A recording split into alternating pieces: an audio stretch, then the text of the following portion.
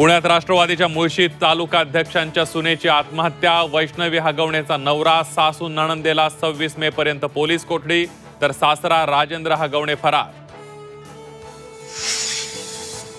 मुख्याध्यापिकेकडून शिक्षक नवऱ्याचा गेम, विष पाजून केले ठार। 3 विद्यार्थ्यांच्या मदतीनं नवऱ्याचा मृतदेह जाळला। गद्दार ज्योती मल्होत्रा होती पाकिस्तानी तरुणाच्या प्रेमात। पाकिस्तानी तरुणाशी लग्न करण्याची ज्योतीची होती इच्छा। ज्योतीला हेरगिरीसाठी हनी ट्रॅप मध्ये अडकवल्याची शक्यता।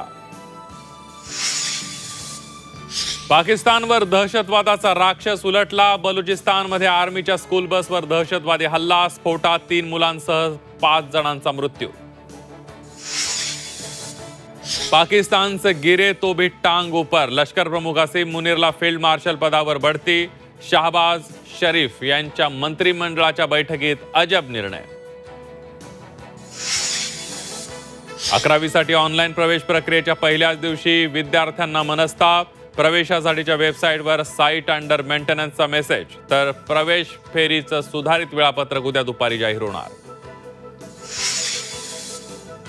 गणपतीला कोकणात जाणाऱ्या चाकरमान्यांसाठी खुश खबर। मुंबईतील माझगाव ते मालवण समुद्रमार्गे प्रवास करता येणार। बंदरे विकास मंत्री नितेश राणे यांचा पुढाकार। यंदा चांगला पाऊस पडणार, मुख्यमंत्र्यांना आशा। खरीप हंगामात 204 लाख मेट्रिक टन उत्पादन अपेक्षित।